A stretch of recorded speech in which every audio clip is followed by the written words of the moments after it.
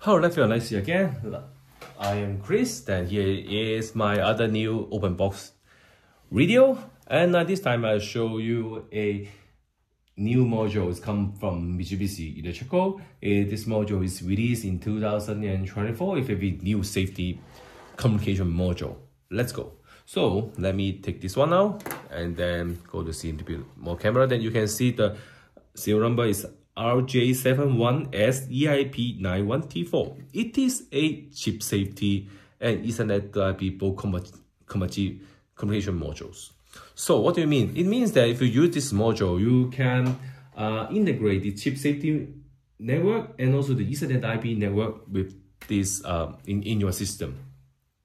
So let me introduce a bit more about this module. This module is with two certificates and based on international standard EN ISO 138491 catalog for PLE and IEC 61508 SIL3.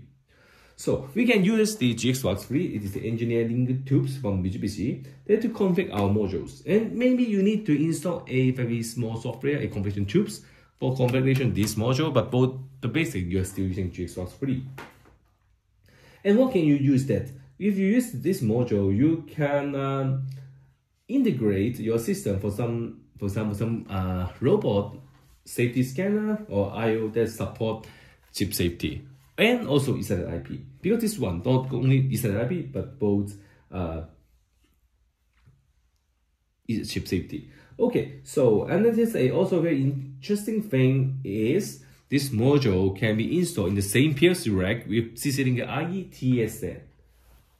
Okay, so this module is very special. Don't worry, I also will make some tutorial in the future. And let me explain a little bit about the specification of this module. Because if you use Ethernet IP or chip safety, people will take care about what is the performance and how many connections that you can use with when they choose the Ethernet IP or chip safety module.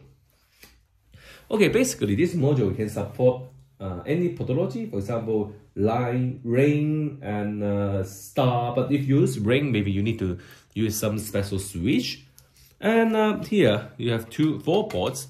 So these two ports is one network, and these two ports is another network. So you have different IPs, and you can do so many different types of applications. For example, you can use this port as a chip safety network, and this port as the normal Ethernet IP network. But that's up to you. We can mix it. You can use chip safety and Ethernet IP in just one port. It's up to you, and it's very flexible. And for chip safety, for class 0 communications, it support consumer and product each type. You can have 60 connections. So you can have 60 consumer connections and 60 product connections. And each connection you have maximum of 40 bytes. And you can set the RPI from 4 milliseconds to 1000 milliseconds. And for the Ethernet IP that you can configure you can make any instant connections or you can connect with tag connections. And maximum is 128 connections. And for each connection, you can configure the RPI from 1 millisecond to 60 seconds. And totally, you can use 16384 bytes. And for each port, you can make some config 64 connections. So it means this port, you cannot configure this for 80 connections and 24 connections. No, you cannot do this. You can each port, port 1, port 2, can configure maximum 64 connections. And then for each connections, you can have maximum 1444 bytes. And if using UCMM connections, the total byte is 504 bytes. So don't worry, I make so many videos in tutorial in the future about this powerful module. And I just like to show you that if you want to use this module, what kind of hardware that you need. I just put the module in here. I show you. I take this one out. Firstly, if you have experience with Mitsubishi IQR series or Q series, the old CPU, they have a rack. That's why in a second I take you the rack. Okay, so here is the rack. You have the rack, you have the safety module, but this is not enough. So what do you mean? Then you need a PLC module. Then you need to use a safety PLC. And don't worry, in here, I put one in here. This one is R32SF CPU. You can use R08, but it's up to you. But in my case, I just use this one. Then you can just install in here. Great.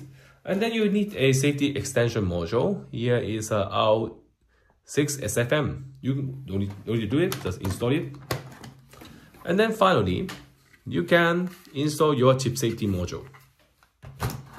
Great. Then you can now turn on the power.